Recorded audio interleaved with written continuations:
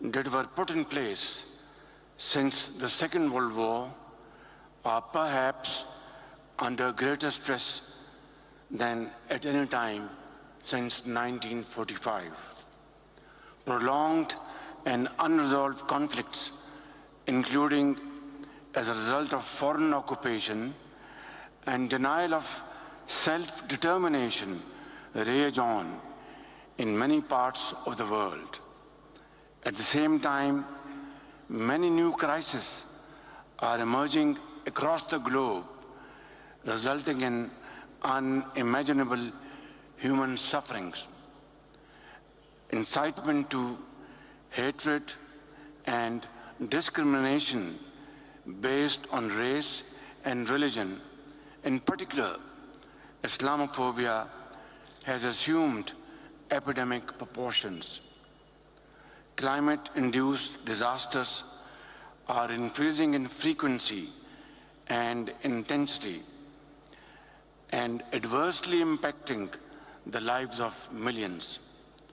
Countries across the globe are struggling to cope with socio-economic aftershocks of COVID-19 that worsened inequalities within and among states. These call for unity of thought and action while upholding the values of peaceful coexistence, resolution of disputes in accordance with the UN Charter, and responding confidence in multilateralism in which all countries have a stake. Excellencies, this SCO summit is being held amidst unprecedented suffering of the people of Palestine as a result of Israel's ongoing brutal military campaign in Gaza.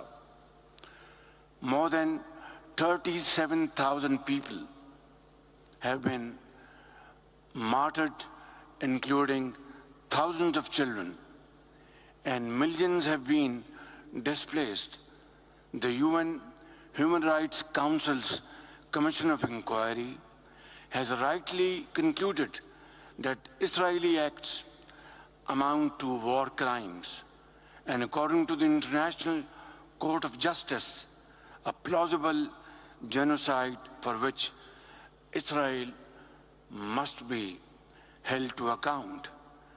In line with the spirit of today's meeting, we must call upon the international community, in particular the UN Security Council, to uphold its responsibility to ensure an immediate ceasefire, free flow of humanitarian assistance, and protection of civilians in entire Gaza Strip.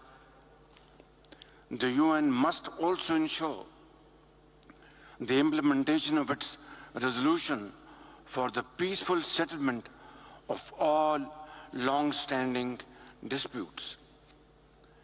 Excellencies, climate change is the defining reality of our times. Climate-induced natural calamities are posing a great threat to many communities and are adversely impacting millions of lives around the globe. We have witnessed these disasters firsthand during the devastating floods of 2022 in Pakistan, which led to unimaginable loss of lives and properties. Although our contribution in a mission is it's very minimal in fact. Generous financial and technological assistance to countries most vulnerable to climate change will enable them to rebuild from natural disasters and to adapt to the ever more frequent and ferocious climate impacts. Ladies and gentlemen, last year's SDG Summit made far-reaching commitments to implement the Sustainable Development Goals, we must ensure implementation of the SDG stimulus. We also require a fundamental reform of the international financial architecture to make it more effective, inclusive, and equitable. Excellencies, the complex global and regional challenges that the world faces today can be best addressed through effective multilateralism within the framework of the United Nations. Pakistan remains committed to multilateralism and continues to play a leading role at all international forums.